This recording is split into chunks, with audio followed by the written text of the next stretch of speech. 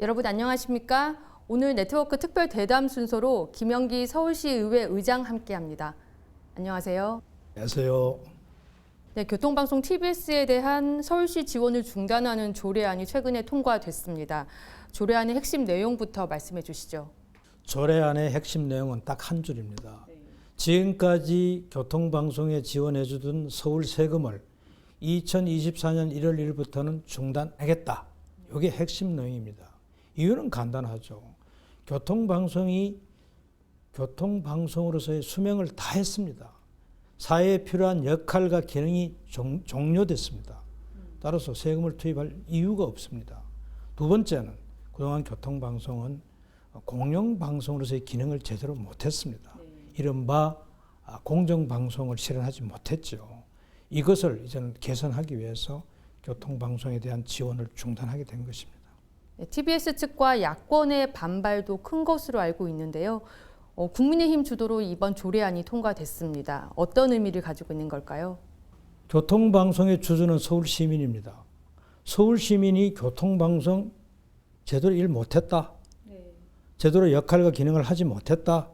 편파 방송을 했다는 판정을 지난 지방선거 때 내렸습니다.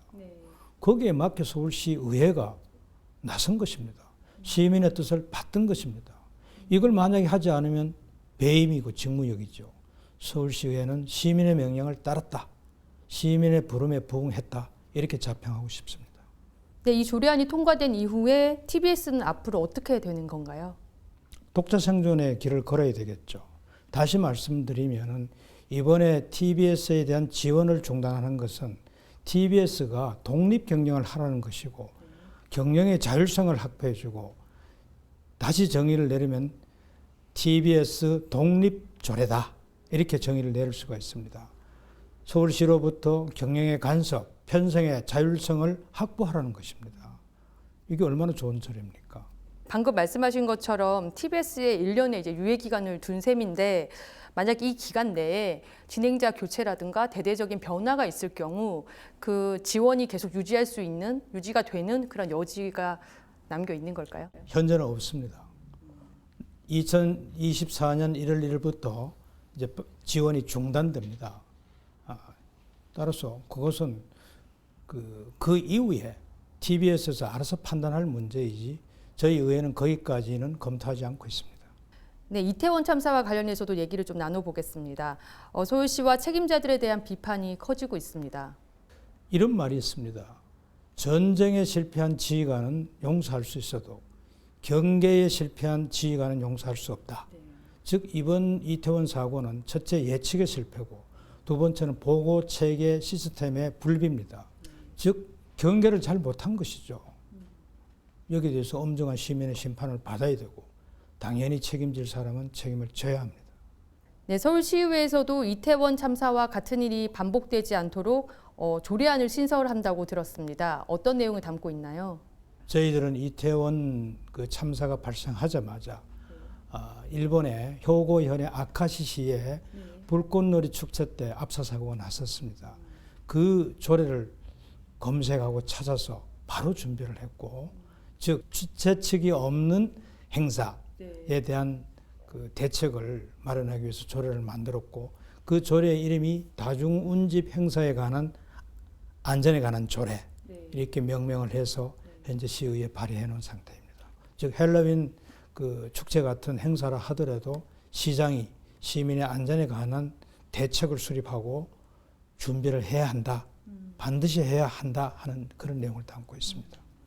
네, 전임 시장 당시에 주요 사업들을 대대적으로 손보겠다는 뜻을 시사하셨는데 그중에서도 특히 반값 등록금, 서울시립대의 반값 등록금 폐지 주장을 하시고 계세요. 서울시립대학교 반값 등록금 제도 벌써 11년째 시행하고 있습니다.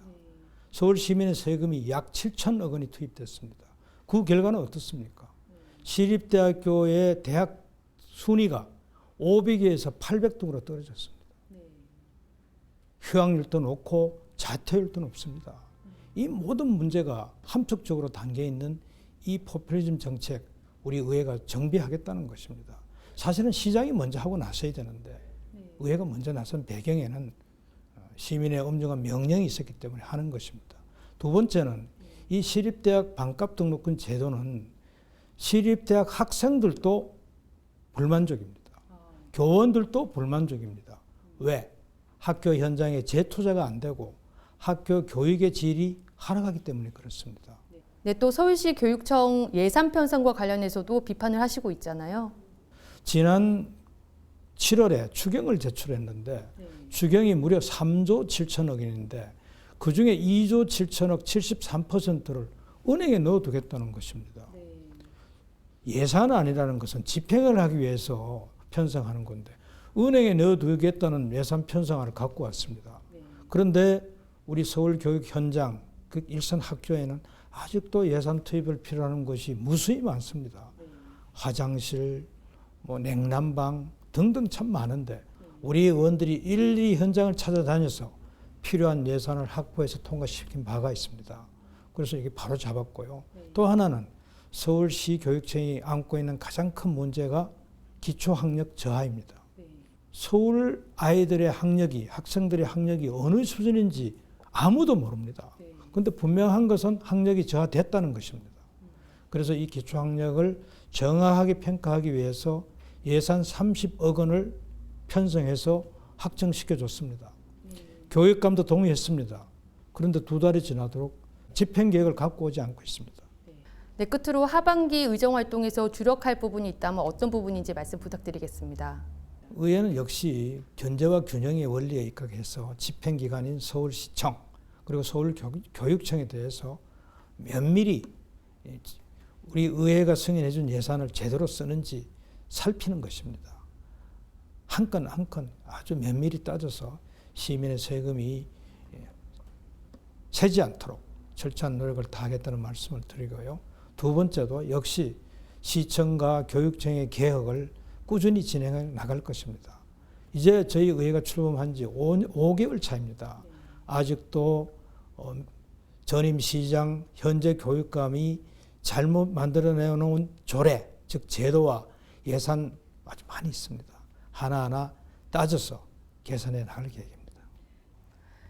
지금까지 김영기 서울시의회 의장과 함께했습니다. 감사합니다. 고맙습니다.